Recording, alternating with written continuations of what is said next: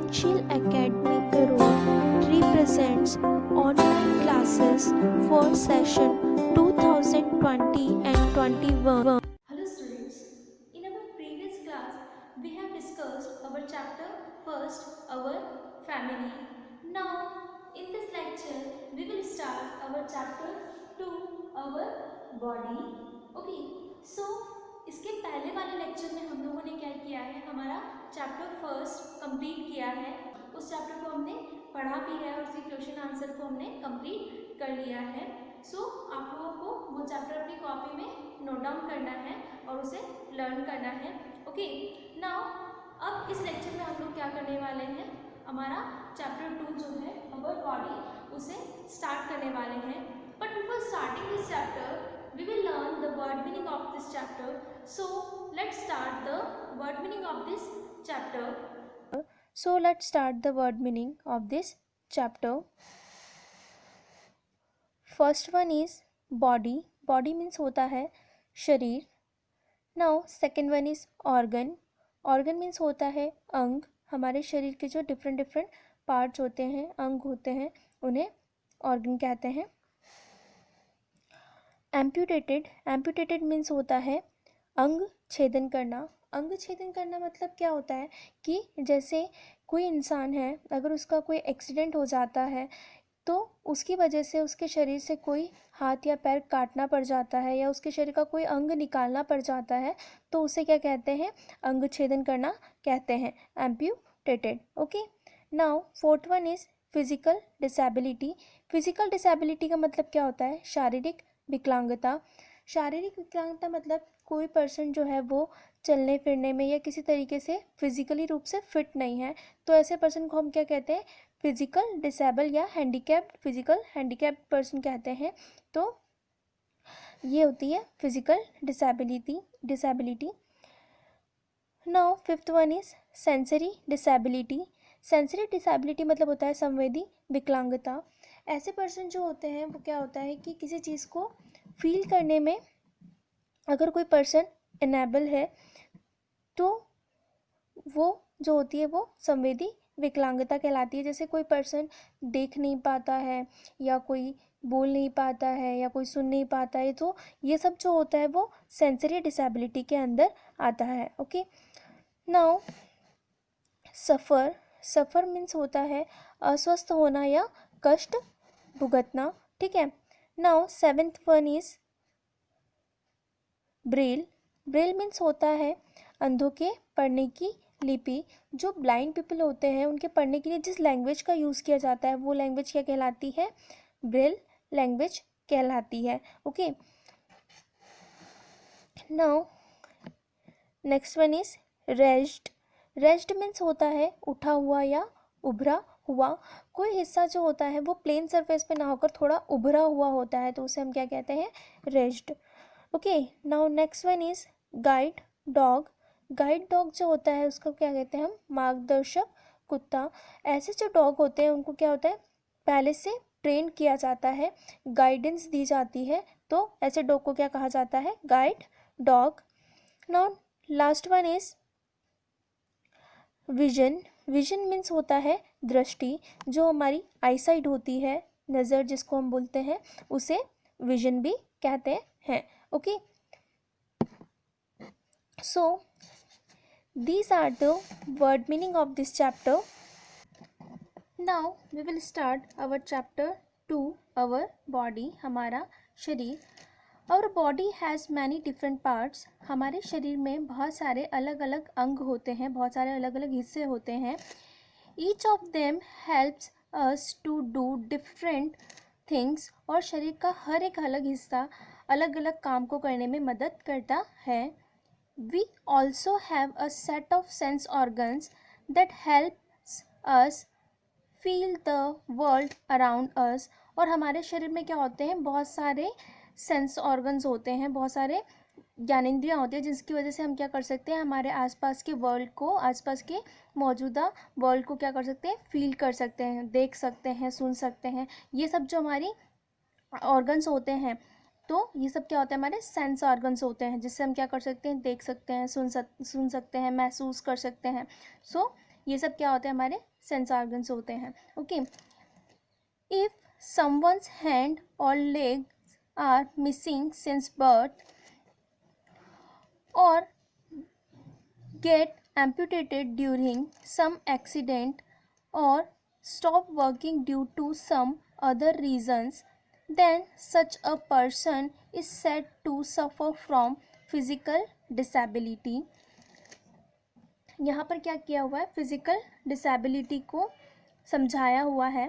तो कैसे समझाया हुआ है, इफ़ समवन्स हैंड्स और legs are missing since birth, या तो कोई पर्सन ऐसा है जिसका हाथ या पैर जो है वो क्या है, जन्म से मिसिंग है, जन्म से है ही नहीं, और गेट एम्पूटेटेड ड्यूरिंग सम एक्सीडेंट। एम्पूटेटेड का मतलब मैंने आपको अभी समझाया था कि किसी एक्सीडेंट की वजह से किसी का हाथ या पैर काटना पड़ गया है, तो उसे क्या कहते हैं, अंग छेदन करना, उसके शरीर से उस अंग को हटा देना।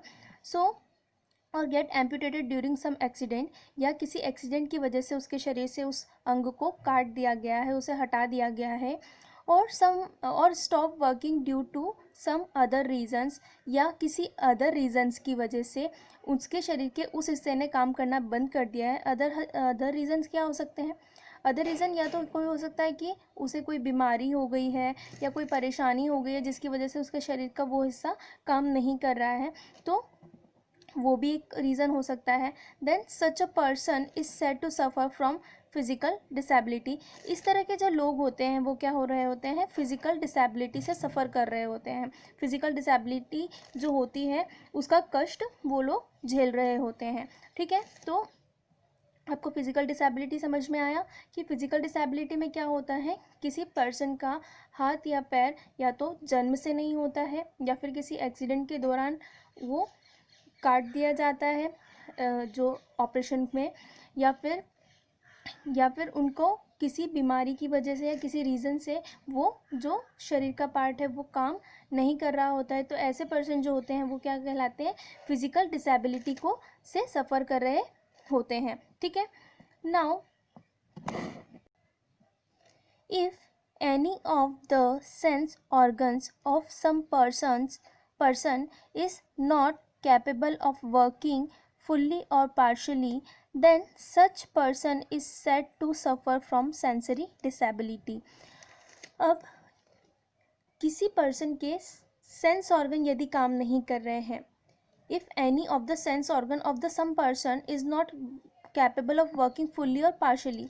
जो सेंस ऑर्गन्स होते हैं, हमारे सेंस ऑर्गन क्या होते हैं, जैसा मैंने आपको बताया था कि जिससे हम फील करते हैं। तो फील करने का मतलब ये नहीं है कि किसी को टच करना है, फील करने का मतलब होता है हमारे आसपास की सभी चीज़ों को महसूस करना। किन से करते हैं हम, आँखों से देखकर महसूस करते हैं, कानों से सुन के महसूस करते हैं, मुंह से बोलकर महसूस करते हैं। तो ये सब चीज़ें क्या हैं, हमारे सेंस ऑर्गन ही हैं। हमारे आइज़, नोज़, माउथ, ये सब क्या है, हमारे सेंस ऑर्गन्स होते हैं, ईयर्स। ओके, तो अगर कोई पर्सन है वो क्या कर रहा है, उसके जो ये ऑर्गन्स हैं, आँखें, नाक, मुंह, कान, ये सब जो ऑर्गन्स हैं वो प्रॉपर तरीके से वर्क नहीं कर रहे हैं, या तो वो पूरी तरह से वर्क नहीं कर रहे हैं या वो हाफ काम कर रहे हैं, मतलब आधी तरीके से वर्क कर रहे हैं, आधे नहीं कर रहे हैं। Then such a person is said to suffer from sensory disability. तो इस तरह के जो लोग होते हैं वो क्या कर रहे होते हैं, सेंसरी डिसेबिलिटी को से सफ़र कर रहे होते हैं। Okay, life is a little difficult for such people. We should not laugh at such people or avoid them. We should love and help them. We should treat them as a normal people. ऐसे जो लोग होते हैं उनके लिए जो life होती है वो बहुत ही डिफ़िकल्ट होती है। Life is little difficult for such people. उन लोगों के लिए लाइफ जो होती है वो एक मुश्किल होती है, बहुत मुश्किल से वो उस लाइफ को सर्वाइव कर रहे होते हैं। We should not laugh at such people.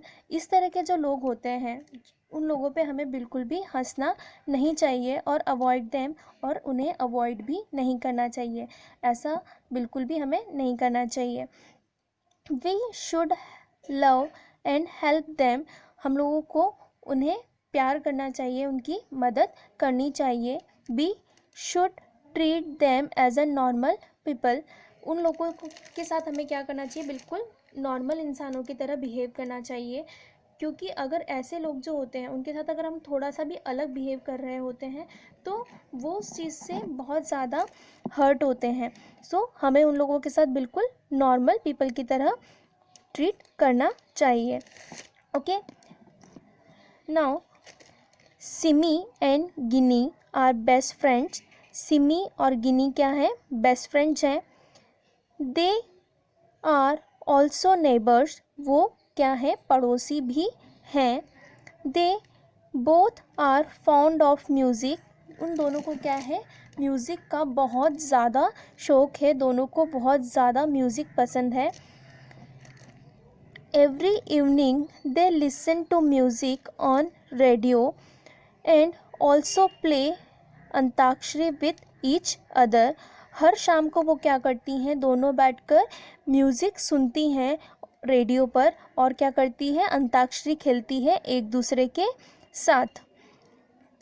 Simi and Gini are healthy, दोनों क्या है, हेल्दी हैं, स्वस्थ हैं। But Gini is blind, but उसमें से जो गिनी है वो क्या है, ब्लाइंड है, वो नहीं देख सकती है। ठीक है, तो सिमी और गिनी दोनों क्या है, बेस्ट फ्रेंड्स हैं और हेल्दी भी हैं, स्वस्थ तो हैं। बट जो गिनी है वो क्या है, देख नहीं सकती है, ब्लाइंड है, अंधी है जिसको हम बोलते हैं। Okay, Simi does not care if Guinea is blind, she loves Guinea very much.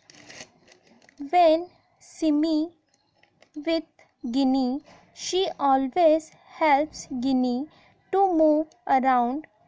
She also reads her poem from her books. She never lets anyone hurt Ginny. Ginny also reads poem for her from her Braille books. Simi जो है वो इस बात की बिल्कुल भी परवाह नहीं करती है कि गिनी को दिखाई नहीं देता है कि गिनी ब्लाइंड है। She loves Guinea very much, वो गिनी को बहुत ही ज़्यादा प्यार करती है। व्हेन सिमी विथ गिनी, जब सिमी गिनी के साथ होती है, she always helps Gini to move around, वो हमेशा गिनी की मदद करती है आसपास जाने के लिए, अपने आसपास मूव करने के लिए वो हमेशा क्या करती है, गिनी की मदद करती है। She also reads her poem from her books, वो क्या करती है, हमेशा अपनी बुक से पोएम पढ़ती है उसके लिए। She never lets anyone hurt Ginny, वो किसी को भी गिनी को हर्ट करने नहीं देती है। Ginny also reads poem for her from her braille books, Ginny जो है वो खुद भी उसके लिए क्या करती है, पोएम्स को पढ़ती है उसकी खुद की ब्रेल बुक्स से। Okay, in braille book alphabets are represented by raised dots. Blind people touch the dots with their fingers to read. They can also write using special typewriter or special keyboard in case of computers.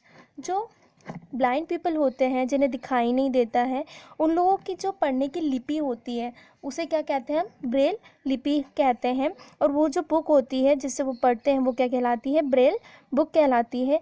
ये जो आपको यहाँ पे दिख रही होगी pictures में कि ये एक बुक है जिसके अंदर क्या है, ये डॉट्स दिख रहे होंगे आपको। इस तरह से जो डॉट्स हैं ये उभरे हुए रहते हैं जिनसे वो क्या करते हैं, शब्द को पढ़ पाते हैं, जो वर्ड्स होते हैं हमारे उनको पढ़ पाते हैं। जैसे अभी हमारी ये बुक है, क्या हम इसको पढ़ पा रहे हैं ऐसे हाथ लगाने से, नहीं ना। अगर हम इसको ऐसे टच करेंगे तो क्या हम इसको पढ़ सकते हैं, नहीं। बट अगर कोई वर्ड अगर थोड़ा उभरा हुआ होता है या कुछ बना हुआ होता है तो हम उसे फील करके पहचान सकते हैं कि वो क्या बना हुआ है। तो इसी तरीके से जो ब्रेल बुक होती है उसमें क्या होती है, alphabets are represented by raised dot. Alphabets जो होते हैं वो उभरे हुए होते हैं blind people touch the dots with their fingers to read, और जो ब्लाइंड पीपल होते हैं वो क्या करते हैं, उसे अपनी फिंगर्स से टच करके देखते हैं कि, और उसे पढ़ने की कोशिश करते हैं कि वो अल्फ़ाबेट क्या बना हुआ है, ठीक है। They can also write using special typewriter और special keyboard in case of computer. वो जो है लिख भी सकते हैं, किस केस में, कि स्पेशल टाइपराइटर से, जो कि उस टाइपराइटर में भी क्या होता है, शब्द जो होते हैं, वर्ड्स जो होते हैं हमारे, वो क्या होते हैं, उभरे हुए होते हैं। जैसे बुक्स दिखाई दे रही है आपको, इसी तरह से उस टाइपराइटर पे भी वर्ड्स उभरे हुए होते हैं, तो वो उनको पता चल जाता है कि अब उन्हें क्या टाइप करना है। या फिर स्पेशल कीबोर्ड से भी कर सकते हैं अगर उनके पास वो कंप्यूटर हो तो, ठीक है। Now some blind people keep a guide dog with them. Such dog is trained to help blind people move around at home, on road, in lift and other places. They keep them safe from any dangers. They even help them do the shopping. कुछ blind people जो होते हैं, जो क्या करते हैं, अपने साथ गाइड डॉग को अपने साथ में रखते हैं। गाइड डॉग का मतलब होता है ऐसे डॉग जो कि क्या होते हैं, ट्रेंड होते हैं, उनको ट्रेनिंग दी जाती है कि आप अंधे लोगों के साथ रहने की, कि वो कैसे अंधे लोग जो होते हैं उनकी हेल्प कर सकते हैं। Such dog is trained to help blind people move around at home, on road, in lift and other places.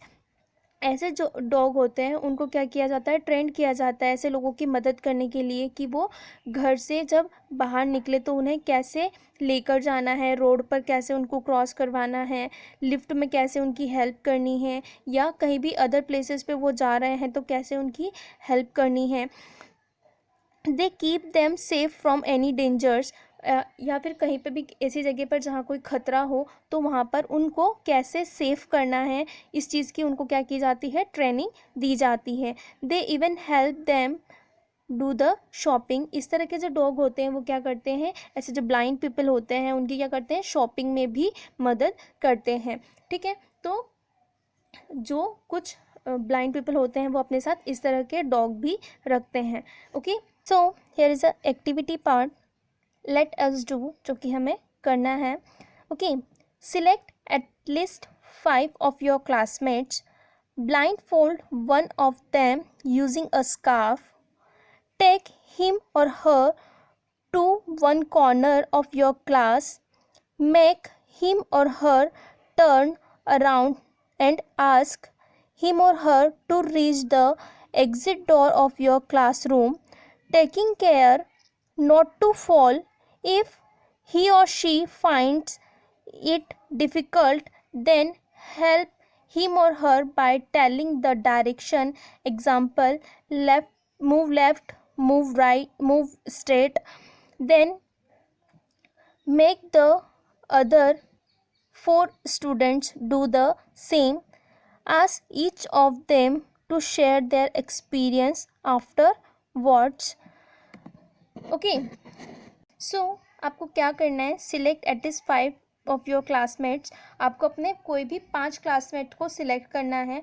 अब अभी आप क्लास में तो नहीं हैं, तो आप अपने घर पे भी इस एक्टिविटी को कर सकते हैं। क्लासमेट की जगह आप यहाँ पर अपने किसी भी 5 फैमिली मेम्बर्स को ले सकते हैं। Blind fold one of them using a scarf, और उनमें से किसी एक के आंखों पर आप क्या करें, स्कार्फ बांधें, या आपके पास जो भी कोई कपड़ा हो आप उसे उसकी आंखों पर बांध दें। उसके बाद take him or her to the corner of your class, आप उसे उस रूम के किसी भी कॉर्नर में लेकर जाएं। Take him and her turn around and ask him or her to reach the exit door of your room.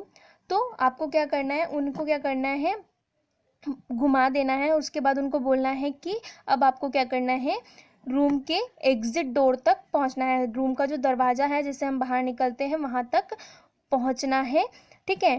Taking care not to fall, और इस चीज़ का ध्यान रखना है कि आपको गिरना नहीं है।